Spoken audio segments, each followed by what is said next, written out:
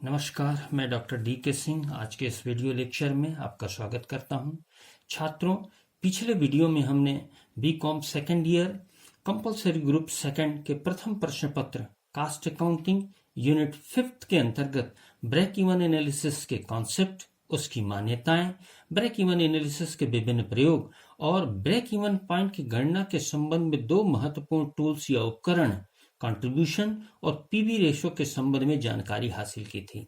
आज हम सबसे पहले पीवी रेशो से संबंधित कुछ क्रियात्मक प्रश्न हल करेंगे। इसके पश्चात ब्रेक इवन पॉइंट और मार्जिन ऑफ सेफ्टी की किस प्रकार गणना की जाती है, इसकी जानकारी हासिल करेंगे। तो आइए शुरू करते हैं आज का लेक्चर। प्रश्न number 1, calculate PV ratio from the following. A, sales दिया है 6 लाख रुपए और वेरिएबल कॉस्ट है 3,60,000 रुपए। छात्रों, हम जानते हैं कि जब बिक्री और परिवर्तनशील लागत दी गई हो तो पीवी रेशो ज्ञात करने का फार्मूला होता है पीवी रेशो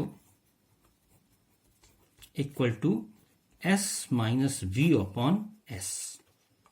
यहां पर एस सेल्स कुल मिलाकर है 6 लाख रुपए, वेरिएबल कॉस्ट है 3,60,000 रुपए और सेल्स है 6 लाख रुपए इंटू 100।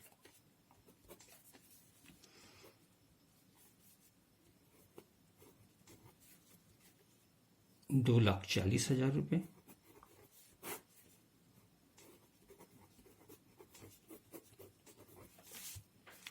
यह आ जाएगा आपका 40% या 4/10।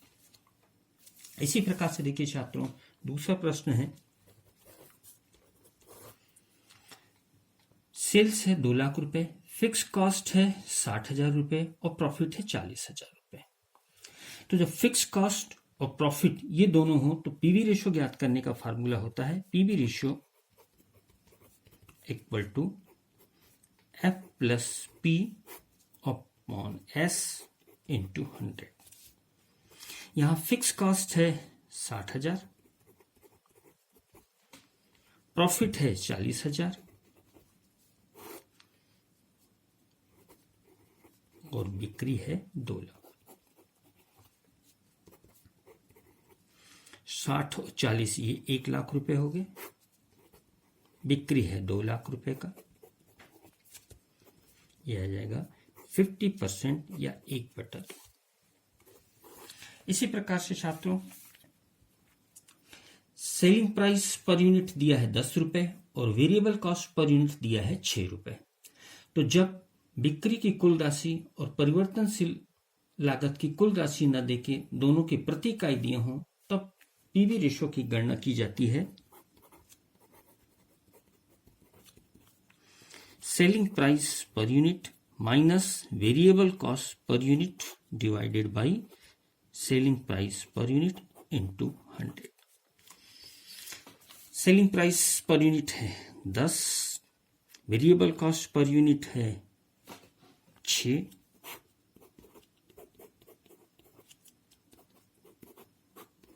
4/10 40%। इसी प्रकार प्रश्न दिया है, वेरिएबल कॉस्ट का परसेंट है 75%।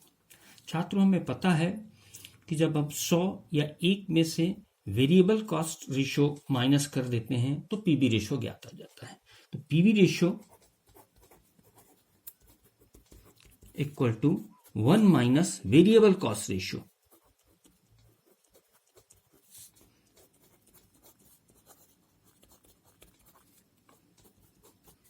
ये है आपका 75%, तो शेष रह गया 25% या 1/4। इसी प्रकार देखते हैं पीवी रेशो से रिलेटेड दूसरा क्रियात्मक प्रश्न।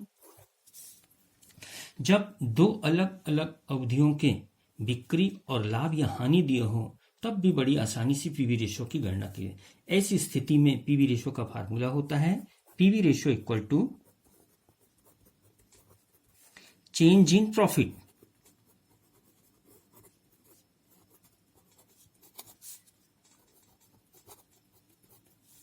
Divided by change in sales.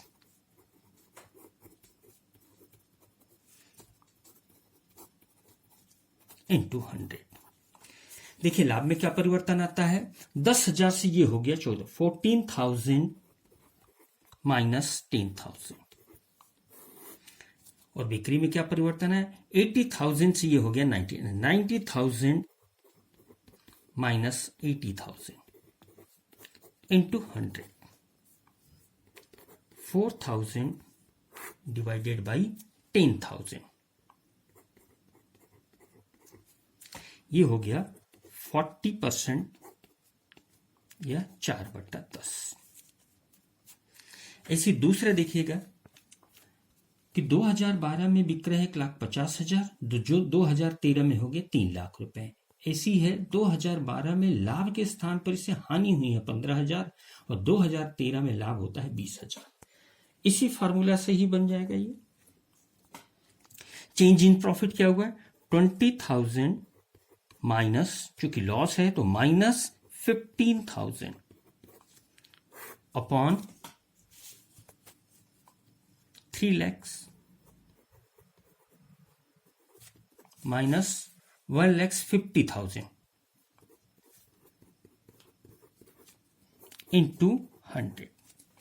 Minus minus plus हो गए तो ये हो गया आपका 35,000 डिवाइडेड बाई 1,50,000 इंटू 100, ये आ जाएगा 23.33%।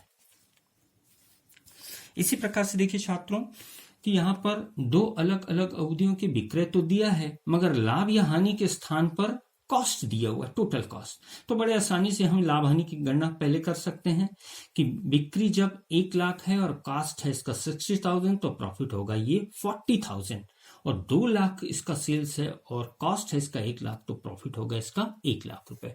तो देखते हैं क्या आया बिक्री में परिवर्तन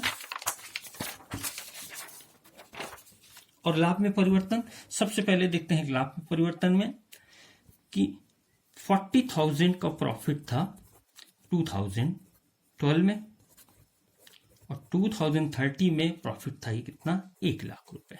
ये हमने कैसे कैलकुलेट किया, sales minus cost. Sales minus cost equal to profit हो गया 40,000, sales minus cost equal to ये प्रॉफिट कितना हो गया 1 लाख रुपए। वही फार्मूला चेंज इन प्रॉफिट, क्या आया प्रॉफिट में चेंज, 1 लाख माइनस 40,000 बटे बिक्री में क्या परिवर्तन आया था, 2 लाख माइनस 1 लाख इंटू 100, ये हो गया आपके 60,000, ये हो गया आपका 1 लाख। पीवी रेशो होगा 60% 6/10।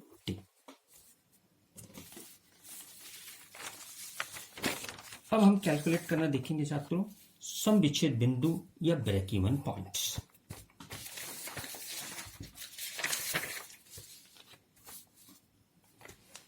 छात्रों सम विच्छेद बिंदु या ब्रेक इवन पॉइंट बिक्री की उस मात्रा को प्रदर्शित करता है जहां बिक्री से प्राप्त कुल राशि या कुल आगम बिक्री के कुल लागत के बराबर होती है। इस प्रकार इस बिंदु पर फर्म को न तो लाभ होता है और न ही हानि।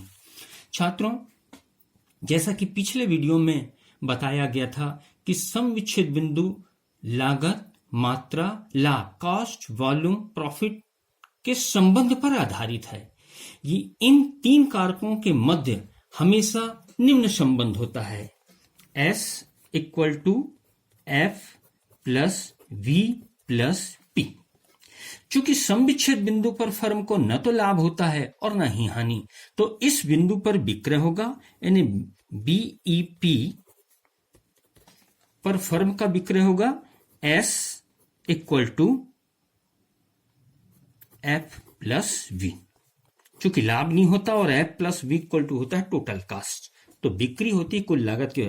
तो सम विच्छेद बिंदु पर बिक्री होती है S equal to F plus V के, और इस बिंदु पर ही, चूंकि इस बिंदु पर कंट्रीब्यूशन जो है S माइनस V वो होगा F के बराबर।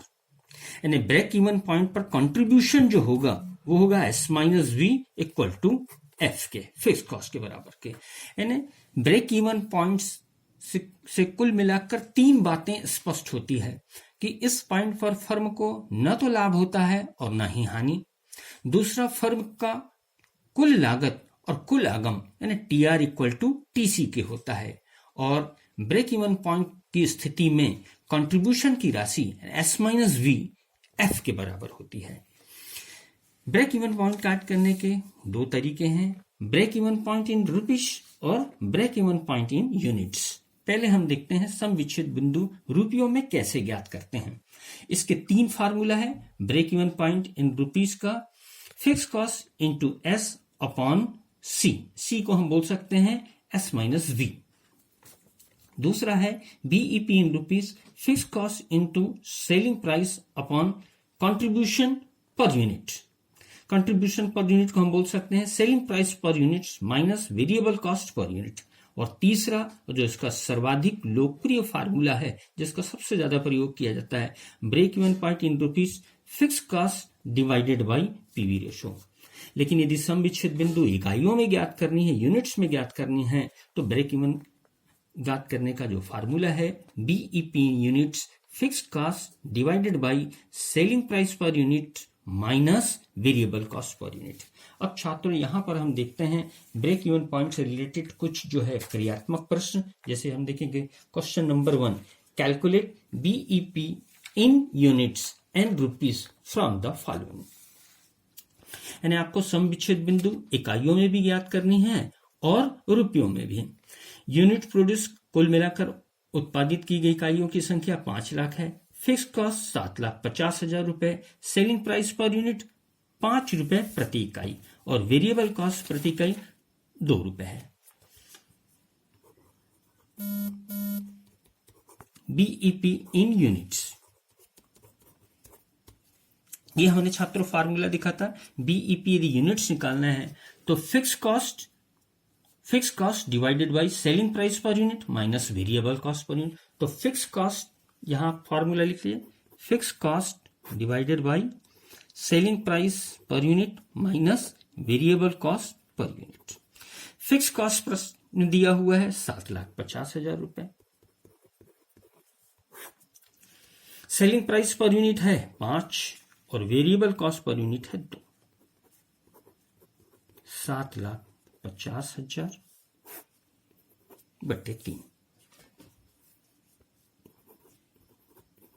2,50,000 यूनिट्स। अब break even point in rupees. BEP in rupees का फार्मूला है fix cost into selling price per unit divided by selling price per unit minus variable cost per unit. छात्रों इन दोनों फार्मूला में आप देखेगा तो ये केवल एक पॉइंट्स में अंतर दिख रहा है, F upon selling price minus variable cost per unit. और यहां पर देखिएगा fix cost into selling price per unit upon selling price per unit minus variable.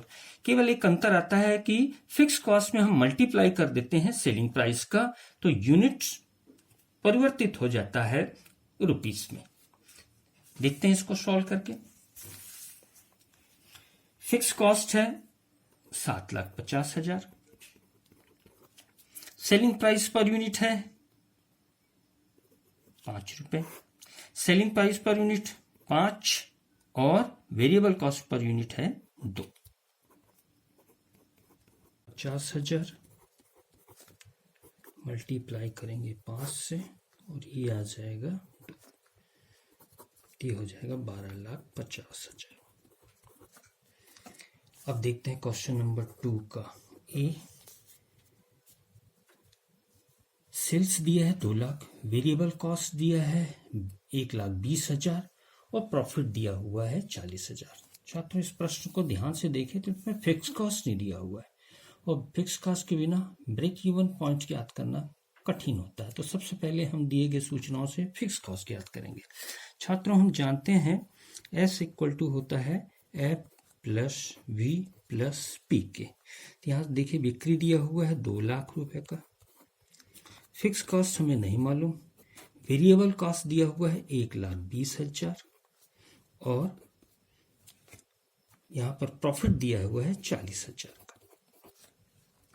तो 2 लाख एफ प्लस ये हो गया 1,60,000, तो एफ बराबर हो गया 2 लाख माइनस 1,60,000, तो एफ बराबर हो गया 40,000। अब हम आते हैं इसके फार्मूला के बारे में। तो बीईपी इन रुपीस, फार्मूला है एफ इंटू एस और S minus B, S minus B equal to C होता है। तो फिक्स कॉस्ट है हमारा यहाँ पर देखिए 40,000, सेल्स ये है हमारा है 2 लाख, सेल्स है 2 लाख और वेरिएबल कॉस्ट है 1,20,000। तो ये हो गए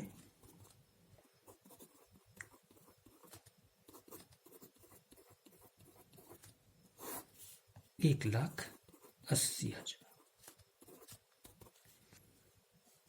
सॉरी 80,000 हो गई है।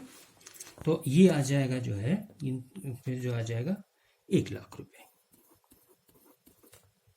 बीईपी इन रुपीस 1 लाख रुपए।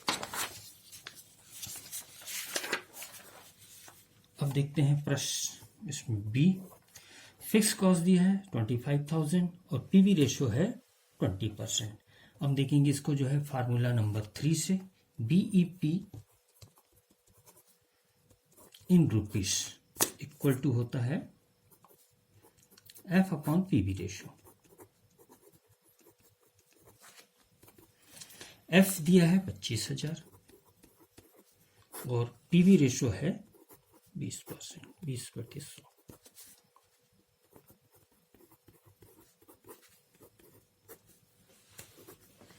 ये आ जाएगा हमारा 1,25,000। सी, फिक्स कॉस्ट दिया है 1 lakh, variable cost 3 lakh, profit दिया हुआ 1 लाख। फिर से देखिए आप खास बात चाहता हूं कि यहाँ पर बिक्री की राशि नहीं दी गई, तो सबसे पहले बिक्री की राशि ज्ञात करेंगे। हमको पता है एस इक्वल टू होता है F plus B plus P के। एफ दिया हुआ है 1 लाख, वी दिया हुआ है 3 लाख और प्रॉफिट है 1 लाख, तो सेल्स हो जाएगा 5 लाख। अब हम आते हैं ब्रेक एंड पॉइंट के फार्मूला में, BEP in rupees equal to होगा F into S upon S minus B equal to C. एफ है हमारा 1 लाख, एस अभी हमने निकाला 5 लाख, एस 5 लाख और वेरिएबल कॉस्ट है 3 लाख। ये हो जाएगा 1 लाख मल्टीप्लाई 5 लाख, ये हो जाएगा 2 लाख। बीईपी आ जाएगा 2,50,000।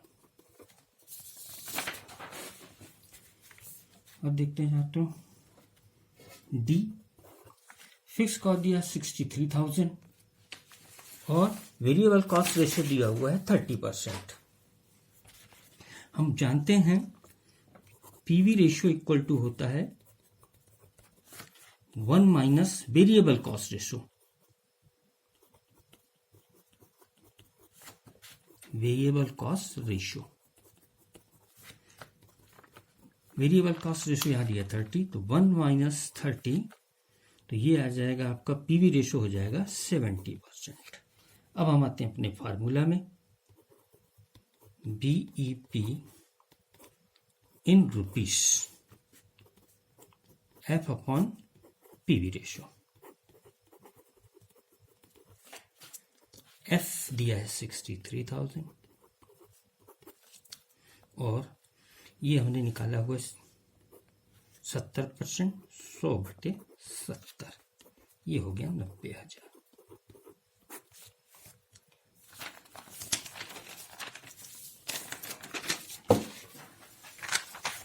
अब देखते हैं सुरक्षा सीमा के कैलकुलेशन कैसे करते हैं। वास्तविक विक्रय का सम विच्छेद बिंदु पर विक्रय पर अधिक सुरक्षा सीमा कहलाता है। अतः कुल विक्रय सम विच्छेद बिंदु से जितना अधिक होगा सुरक्षा सीमा उतनी ही अधिक होगी और अंतर कम होने पर सुरक्षा सीमा भी कम होगी। यहाँ सुरक्षा सीमा ज्ञात करने के दो तरीके हैं, सुरक्षा सीमा रुपयों में और सुरक्षा सीमा इकाइयों में। पहले हम देखते हैं margin of safety in rupees. ये देखिए इसके दो फार्मूला है, margin of safety in rupees S minus BEP, ये दोनों रुपीस में रहेंगे, और margin of safety in rupees profit upon PV ratio. और यूनिट में हम देखते हैं कि margin of safety in units वही एस माइनस बीईपीएस, लेकिन ये दोनों रहेंगे यूनिट में। और margin of safety in units profit upon contribution per unit, C per unit. अब इससे रिलेटेड कुछ प्रश्न हल करके देखते हैं। सबसे पहला प्रश्न है इसका,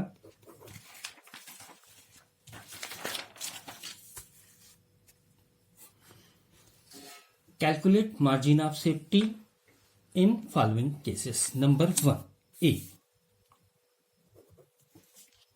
प्रॉफिट है 40,000 और पीवी रेशो है 25%। तो हमको पता है margin of safety in rupees equal to होता है प्रॉफिट अपॉन पीवी रेशो। यहां देखिए प्रॉफिट दिया हुआ है 40,000 और पीवी रेशो है 25,000। ये हो जाएगा 40,000 इंटू 100 बाई 25, ये आ जाएगा 1,60,000। अब देखते हैं बी, सेल्स दिया है 15,000 यूनिट्स और बीईपी दिया है 12,000 यूनिट्स। तो ये निकलेगा मार्जिन ऑफ सेफ्टी यूनिट्स में, margin of safety in units यहां होता है एस माइनस बीईपी। एस रहेगा यूनिट्स में और बीईपी भी रहेगा यूनिट्स में। एस है आपका 15,000 और बीईपी है आपका 12,000। तो margin of safety in units होगा 3,000 यूनिट्स। अब देखिए सी, सेल्स दिया है 10,000, फिक्स कॉस्ट है 2 लाख रुपए और पीवी रेशियो है 40%। छात्रों खास बात इसमें प्रॉफिट नहीं दिया हुआ है, तो सबसे पहले हम कैलकुलेट करेंगे प्रॉफिट को। हमको पता है प्रॉफिट का फार्मूला होता है profit equal to S into PV ratio minus fix cost. तो एस यहां पर देखिए 10 लाख, पीवी रेशियो है आपका 40% और फिक्स कॉस्ट है 2 लाख रुपए। ये हो गया 4 लाख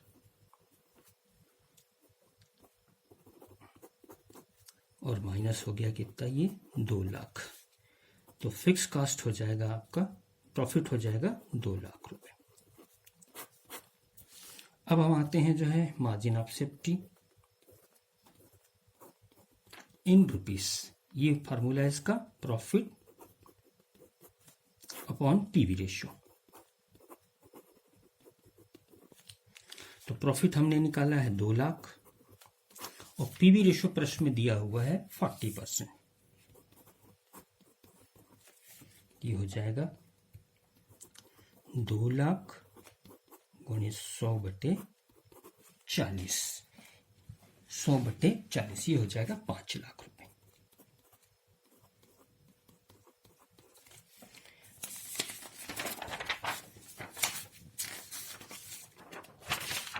एक लास्ट बच गया ये डी, सेल्स दिया हुआ है 5 लाख और बीईपी सेल्स है 6 लाख। ये दोनों देखिए रुपीस में दिया हुआ है, तो मार्जिन ऑफ सेफ्टी हम रुपीस में निकालेंगे।